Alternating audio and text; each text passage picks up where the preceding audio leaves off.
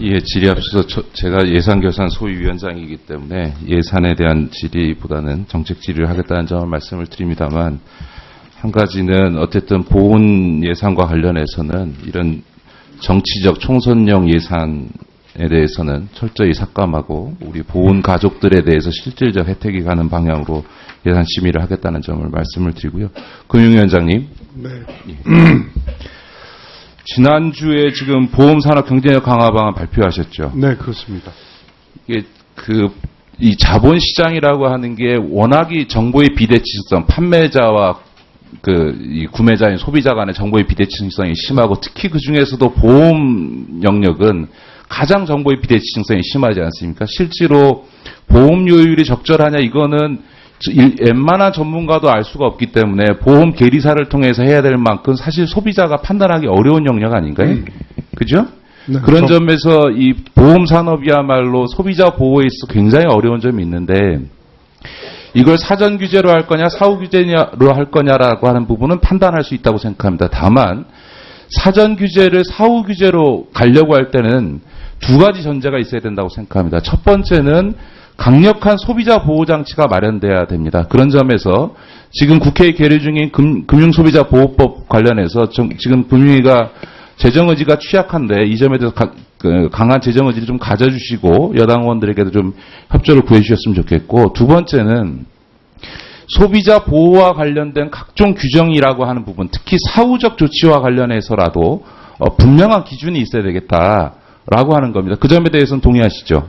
네, 그렇습니다. 금융소비자보호법에 대해서 정부도 이 법이 처리되어서 소비자 보호를 위한 기본적인 체계가 갖춰졌으면 좋겠습니다. 자, 두 번째로 사후 장치와 관련해서 보면요, 이게 사후에 시정 조치를 하거나 제재를 할 때 그 근거를 명확히 해야 되는 점도 있고요. 지금 이제 각종 표준점과 실손보험이하고 자동차 보험을 빼놓고는 지금 표준 약관을 다 폐지하는 거 아닙니까? 그랬을 때 이런 약관이라든가 또 상품과 관련된 사전 규제를 다 풀기 때문에 생겨나는 상품들에 대해서 사후적으로 평가해서 시정 조치할 수 있는 근거가 좀 명확히 마련돼야 될 필요가 있는데, 이 상품심의위원회를 보험협회 산하기구로 두는 것은 제가 보기엔 적절하지 않다고 생각합니다. 더군다나 사전 규제를 푸는 조건에서는 기존의 시스템과는 달라야 된다. 사전 규제를 푼다고 하면 사후적으로라도 정확히 평가해서 부적절하면 그것에 대해서 시정 조치할 수 있는 근거와 함께 그 평가기구 자체를 객관화하기 위해서는 보험협회가 아니라 금융감독원 산하에 이 상품심의위원회를 두는 방안을 검토해 주셨으면 좋겠고, 이 사후 제재와 관련해서도 정부가 개입하는 방식보다 시장을 통해서 사후 제재가 이루어질 수 있는 방법을 고려해야 되고, 그런 점에 있어서 미국이 가장 발달되어 있는 게 집단 소송 등을 통해서 소비자들이 시장적 원리에 의해서 소위 사후적으로 책임을 추궁할 수 있는 수단들을 열어주는 방식에 대해서 적극적으로 검토하셔야 된다고 생각합니다. 이 점에 대해서 좀 검토해 주시겠습니까? 네, 기본적으로 사전적 규제를 사후적 통제로 바꿔야 한다는 것은 이번 규정 완화에 저희가 취하고자 하는 입장입니다. 자, 그런데요, 제가 제일 걱정하는 것은 실손보험 상품인데요. 네.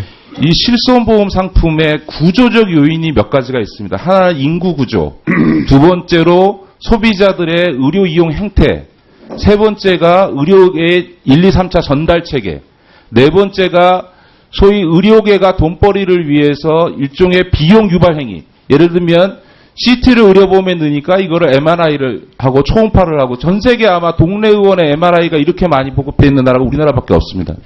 그런데 문제는 이 네 가지 의료 영역에서 이 네 가지 구조적 요인은 보험사나 금융위가 통제할 수 없는 문제입니다.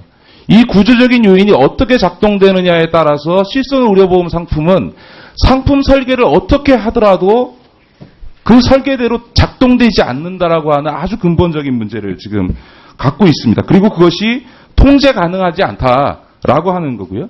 그 다음에 전 세계에서 우리 같은 이런 보충형 실손 의료보험 상품을 갖고 있는 나라가 없습니다. 아시죠? 유럽의 경우에 독일이나 영국 같은 경우에 NHS 시스템에서 10%의 지금 민간 의료보험을 허용해 줬는데, 그거는 건강보험을 하면서 보충적으로 민간 의료보험을 이용하고 있는 게 아니라 건강보험을 대체하는 수단으로서 하고 있는 거예요. 그러니까 다시 말해 이 보충형이라고 하는 것은 이 실손 의료보험 상품의 이용에 따라서 건강보험 재정에 즉각적인 영향을 주는 구조로 지금 되어 있다라고 하는 거죠. 그죠? 이런 보충형 의료보험 상품을 운영하고 있는 나라가 없습니다. 위원장님 그거 알고 계시죠? 네. 자, 그렇기 때문에 이걸 다른 나라를 비교해서 보험 상품을 설계하고 다른 나라의 규제가 없다. 이렇게 봐서는 절대 안 된다는 겁니다. 그런 점에서 보면, 자, 이 지금 실손의료보험 상품의 재정 예, 마무리해 주십시오. 개선하는 데 있어서 보험료를 인상하는 문제와 동시에 자기 부담률을 높이는 문제의 두 가지 수단이 있지 않습니까? 그래서 지난번에는 자기 부담을 늘리면서 그에 따라서 보험료를 인하한 적이 있죠. 그죠? 네, 그 있었습니다. 자, 그런 조건에서 놓고 보면 지금 보험료 인상 수단을 쓸 거냐 아니면 자기 부담률을 높이는 수단을 쓸 거냐 둘 다 어쨌든 소비자가 부담하는 겁니다. 이게 상호작용을 한다는 거죠. 그러니까 그렇다면 실손의료보험에 있어서 보험사, 고객, 건강보험 재정이라고 하는 세 가지 요소의 측면에서 볼 때 자기 부담률을 높이는 게 옳으냐 아니면 보험료를 인상시키는 게 옳으냐 이 양자를 어떻게 밸런스 있게 조절할 거냐를 검토해야 되고요.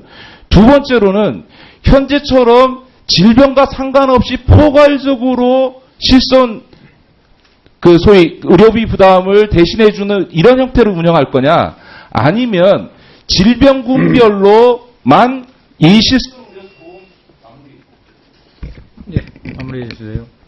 질병군별로만 의료보험 상품을 팔도록 함으로써 계측 가능성, 다시 말해서 앞으로 어떤 그런 질병의 발병 확률이라든가 연령 구조에 따라서 발생할 수 있는 비용 구조를 훨씬 더 정확히 계산을 할 수 있고, 그 다음에 무분별한 의료 이용으로 인해서 혹은 의료 쇼핑으로 인해 생겨난 문제를 막을 수 있다는 점에서 보면 의료보험 실손의료보험 상품 시장 자체를 근본적으로 개혁한다면 현재와 같이 질병과 무관하게 포괄적으로 커버리지를 보장하는 실손의료보험 상품이 아니고 질병군별로 소위 실손의료보험 상품만을 팔 수 있도록 하는 것이 훨씬 더 그 취지, 소위 건강상의 문제로 인해서 과도한 의료비로 인해서 가계가 파탄나는 것을 막기 위해서 민간의료보험을 도입하고 그걸 허용해줬던 취지에선 보면 보험사에게도 고객에게도 건강보험에게도 다 예, 실손의료보험과 관련해서 여러 가지 운영상의 또 소비자 보험사 그리고 보험시장에 의원님께서 지적하셨듯이 왜곡을 주는 문제가 있습니다. 그래서 이것을 어떤 한 측면에서만 풀기가 어렵다는 것도 의원님 말씀에 공감합니다. 그래서 한편으로는 실손의료보험의 청구 지급 시스템 개선 그리고 비급여에 대한 적정성 평가와 같은 관계기관 간 협조하에 해결해야 될 문제가 있고요. 그 다음에 보험 상품에 대해서 의원님 말씀하셨듯이 보장성을 갖다가 거액의 질병보장에 한정한다든가 하는 방법이 있는데 이 앞에 부분에서 저희가 관계부처와 협의해서 고쳐나가야 될 것은 고쳐나가는 것이 바람직하고요. 다만 이 실손의료보험이 지금 3천만 명이 넘게 가입하여 있는 그런 보험제도입니다. 이것을 합리적이라고 할지라도 이것을 급격하게 한목에 전부 다 변화시키는 것 자체가 큰 부담이 될 수가 있거든요. 그래서 지난번에 자기부담금 조금 올리는 것도 한 첫 걸음이라고 보는데 이런 것이 단계별로 조금씩 발전을 시켜나면서 그동안 누적된 그런 폐해들이 치유돼야지 한 번에 이것을 다 바꾸겠다라는 것은 좀 쉽지 않지 않느냐 이렇게 생각합니다. 제가 보기에 이 방안은 미시적으로 접근을 했는데요. 실손의료보험 상품은 제가 보기에 이런 미시적 접근으로는 모두에게 밑빠진 물붓기라는 겁니다. 보험도 마찬가지고 고객도 마찬가지고 국가 부담이 있는 건강보험제도가 맞기 때문에 이런 미시적 접근에만 한정하지 마시고 진짜 이런 거야말로 연구 용역을 주는 한이 있더라도 이 실손의료보험 상품의 기본 구조를 어떻게 짜는 것이 이 민간의료보험을 도입하면서도 모두에게 유익, 국민에게도 보험사에게도 건강보험 재정에게도 부담을 안 주면서 그 취지를 달성할 수 있는지에 대해서 구조적 접근을 하지 않으면 제가 오늘 이 문제와 관련해서 알겠습니다. 해왔는데 예. 이런 미시적 접근으로는요 100% 밑빠진 물품입니다. 알겠습니다. 우리 김기식 의원 아마 질문 취지는 충분히 이해하셨을 거고요. 우리 장관께서 어떤 적절한 그 안을 만들어줘서 다음 회의 때이든지 아니면 의원한테 따로 말씀해 주시기 바랍니다. 네, 예, 알겠습니다. 다음 김기준 의원 질의해 주시기 바랍니다.